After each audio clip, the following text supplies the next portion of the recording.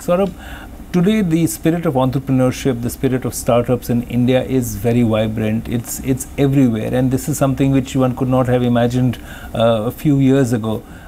Being a first generation entrepreneur, maybe even just out of college, was not something anybody would look up to, and people were wondering whether that's even possible. How is the current atmosphere helping? Is it enough? What needs to be done now? I know that as Indus entrepreneurs, you also have brought together a bunch of entrepreneurs to mentor young startups.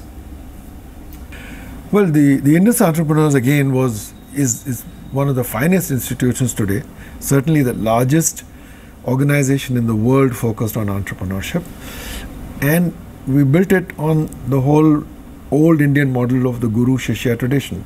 Those of us who succeeded, learned something, we pass it on to wannabes, people who want to become successful. And it's very heartwarming that there's no dearth of Indians around the world. This is a movement that started in Silicon Valley, who are willing to do that. And they're able to mentor and bring people who want to be entrepreneurs up to a point where they can get angel investing from bodies like IAN, and then they can get venture capital. And all of these bodies, IAN, TIE, for example, and at NASSCOM, have been working with government on this whole idea of entrepreneurship and how important it is. To me, I think all of that work of the last 25 years has come alive in the last 2. For the first time since independence, I think you have a prime minister who's talking about entrepreneurs in a budget speech and talking about how critical it is for entrepreneurs, how critical it is for India to have entrepreneurs who will create economic growth. And startups, not just entrepreneurs. And startups, of course, is the first element of creating vehicles that will do that. So today, I think there's a whole slew of things that the government has done. And you are part of it in many ways. I'm part of it in many of those committees, yes. I mean, we just had a meeting yesterday with the Secretary of DIPP. Amazingly open. You've had Mr. Amitabh Kant as the previous Secretary of DIPP, Mr. Ramesh Abhishek today.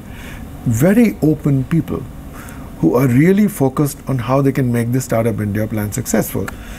So many of the announcements, so many of the implementations that have happened in this whole area are ones that we've been seeking for the last decade, for instance, last 5 years. And more than what has been done is the deep-seated conviction that many of the people hold, including the Prime Minister, on what this sector can do, what this space can do. And therefore, as some things are being done and we find that something isn't quite right, course correction is happening immediately. Much faster than ever before. It's happening on the fly, much faster. I mean, the reaction time is weeks and sometimes days. And that is the reason why there is a sense of excitement. But are things changing on the ground because of the efforts of the government, or do you think there's still a bit of lag before the effects can be seen? There's always a lag from the top to the bottom, but the lag is becoming shorter. At the top, there's no lag. Everybody knows that this is the Prime Minister's agenda. So if you go down at the top level in government, everybody pretty much is aligned. As you go lower down, it's harder. And that's why the government is doing a lot of things on ease of doing business to insulate you from the Inspector Raj, so that you're in the domain where people understand the broader objectives. But today, Saurabh, there's also impression that largely based on what you said, that the speed of action in government has picked up, that there is a section of the industry, not just in technology, but the larger ecosystem, which is actually holding back on change. Because there is also this entire disruption which is happening because of technology. There's more competition coming in from global players. There are various other pressures, and industry wants to actually slow down and not go as fast as the government wants it to. There are challenges for everyone. I mean, in the old days, it was the IT industry. Right. But in the old days, the IT industry was in large corporates. It impacted efficiency. It didn't impact the person on the street directly. Now IT is everywhere. It's in your phone, it's in your watch. And if you look at what's happening on big data, analytics, if you look communications, artificial intelligence, augmented intelligence, you add it all together, every single company, no matter what it does, is getting disrupted. The startups who have no model that they have to protect, and no legacy disadvantage. They have no legacy disadvantage, are disrupting all industries. But you know, the final theme I want to pick up with you, Saurabh, that all this disruption and change is creating the fear of loss of jobs, because you know, technology-led efficiency is going to reduce the need for manpower.